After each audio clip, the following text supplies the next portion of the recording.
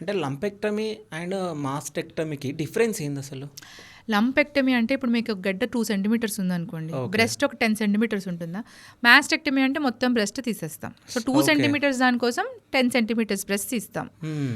Lumpectomy అంటే ఈ 2 సెంటీమీటర్స్ది మేము ఎప్పుడన్నా క్యాన్సర్లో ఏంటంటే కనిపించే గడ్డ కంటే 1 సెంటీమీటర్ ఎక్స్ట్రా ఎక్కి తీస్తాం. అన్ని క్యాన్సర్స్లో బాడీలో సిమిలర్ ప్రిన్సిపల్ ఫాలో అవుతాం. ఓకే. సో బ్రెస్ట్లో కూడా మాకు 2 సెంటీమీటర్స్ గడ్డ ఉందనుకోండి, ఒక 1 సెంటీమీటర్ ఓవరాల్గా ఎక్స్ట్రా తీసుకుంటాం. మ్మ్. సో దీన్ని ఒక 3 సెంటీమీటర్స్ మాస్ తీసి బయటకు పంపిస్తాం. ఓకే. ఇది లంపెక్టమీ. ఓకే.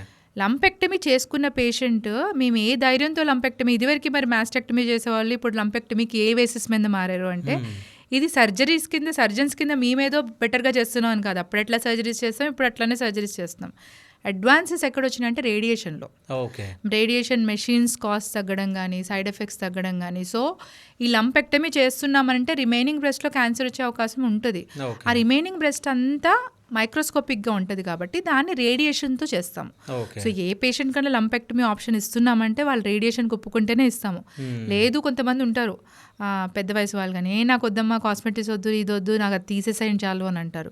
లేదు కొంతమంది నాకు మళ్ళీ రేడియేషన్కి తిరిగి ఓపిక లేదు, ఇవన్నీ వద్దు, సో నాకు వద్దు అని కూడా అంటారు. సో అలాంటి వాళ్ళకి లంపెక్టమీ ఆప్షన్ ఇవ్వము. So it's ultimately patients decision. Okay. మీకు ఏది కావాలి, మీరు ఏ ట్రీట్మెంట్ తీసుకోవాలనుకుంటున్నారు అనేది వాళ్ళకి ఆప్షన్ ఇస్తాం. ఓకే.